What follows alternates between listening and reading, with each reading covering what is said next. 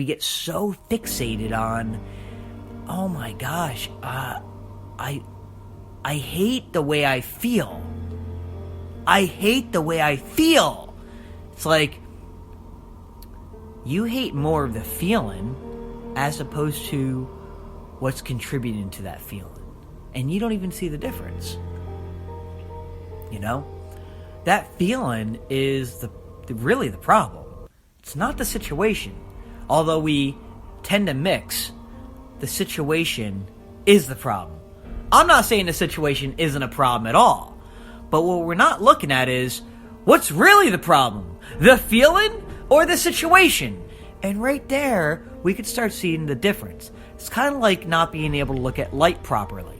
We look at, you can't see light, but the idea is like, we're not looking at like how we look at what light is properly. It's like, it's there, I don't understand it, I don't really get it, it kind of makes sense to me, but I don't care enough to really know more about it than what it actually is, right? It serves some kind of purpose. Okay, I get that, I guess.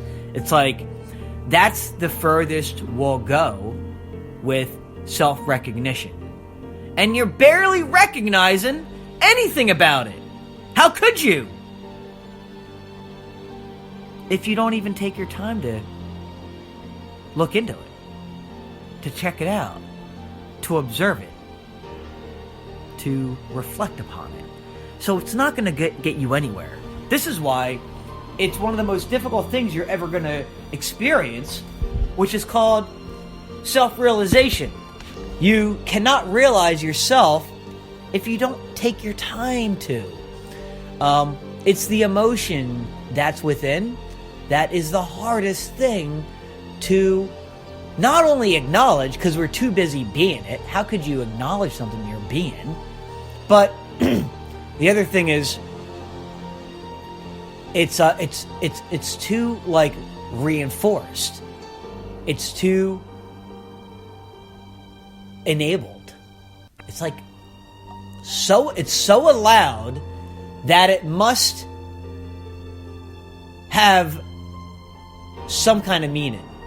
That if I didn't have this, what's the purpose? And now you're going in the right track.